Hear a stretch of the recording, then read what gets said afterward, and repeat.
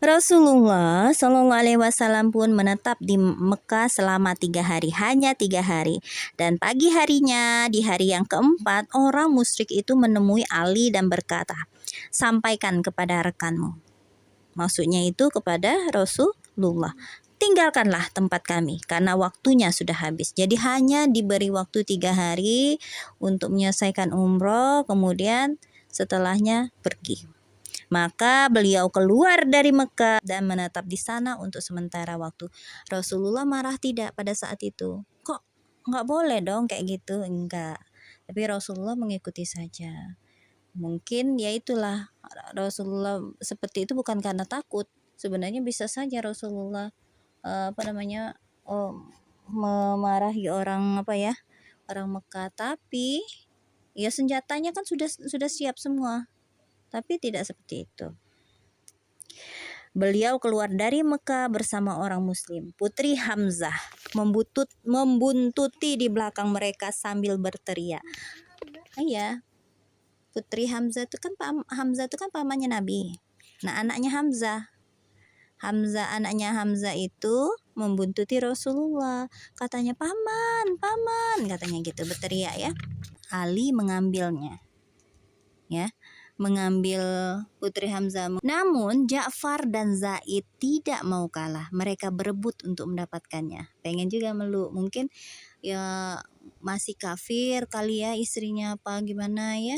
Atau memang yang waktu itu kan nggak boleh kan, keluarga kan dikembalikan lagi ke orang-orang Mekah. Lalu Rasulullah Shallallahu Alaihi Wasallam memberikannya kepada Ja'far, sedangkan bibi anak itu adalah istrinya Ja'far.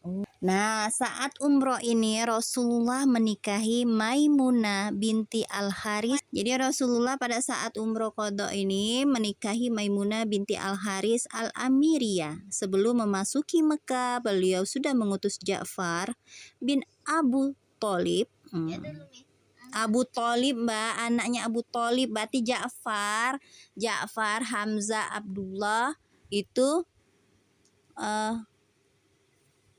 masih Ali ya, Ali.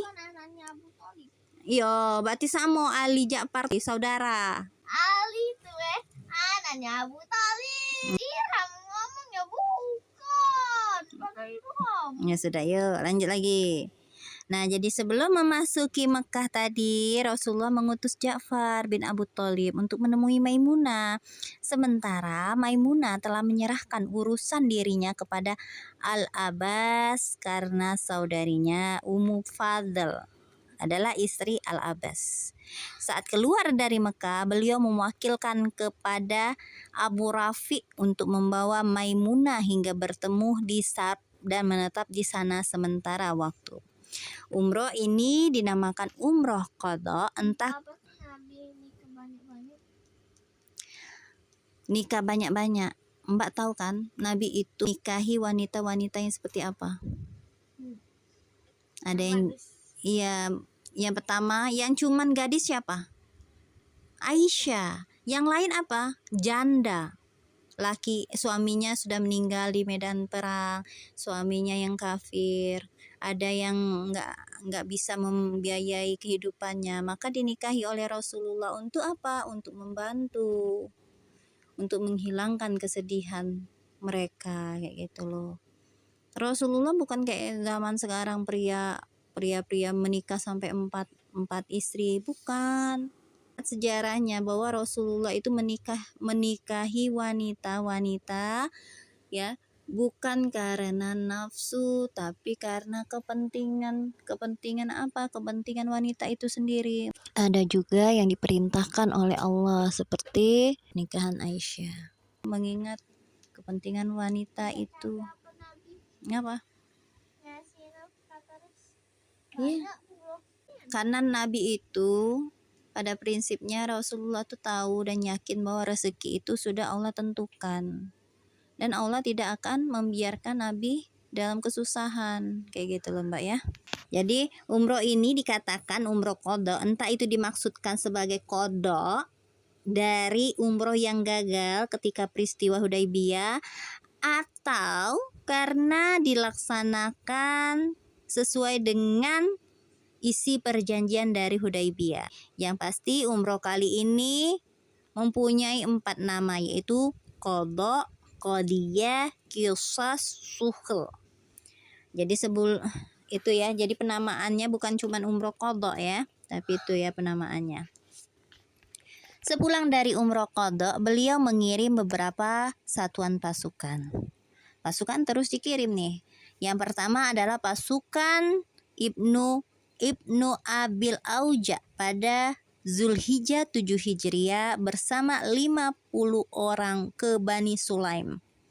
Tujuannya adalah satu, untuk menyeru kepada Islam. Tapi orang-orang Bani Sulaim menjawab, kami tidak membutuhkan ajakan kalian terhadap kami. Mereka menolak untuk menerima Islam.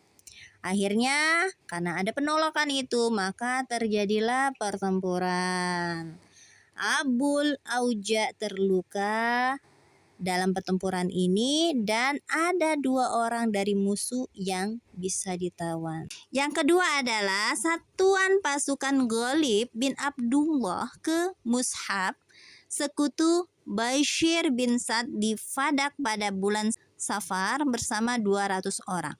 Mereka dapat membunuh sejumlah orang dari pihak musuh dan menawan hewan ternak. Yang ketiga,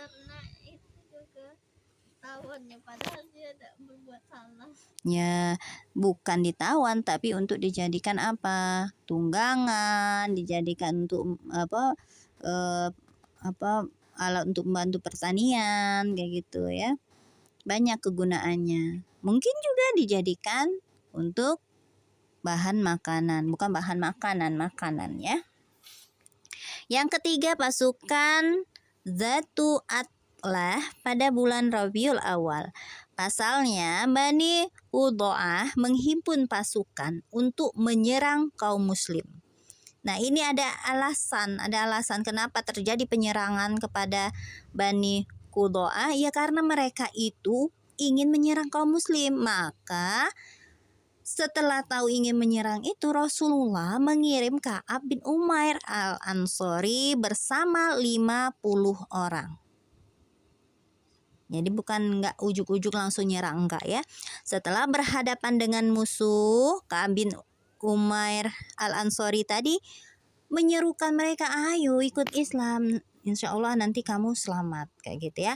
Namun mereka menolaknya. Musuh lalu menghujani pasukan muslim ini dengan anak panah hingga mereka meninggal semua, kecuali seorang saja yang menyelinap dari orang-orang muslim yang sudah meninggal. Jadi pada saat itu pasukan peperangan antara Bani Qudha'ah ini orang muslim kalah ya, sehingga membuat orang muslim itu meninggal, hanya satu yang berhasil.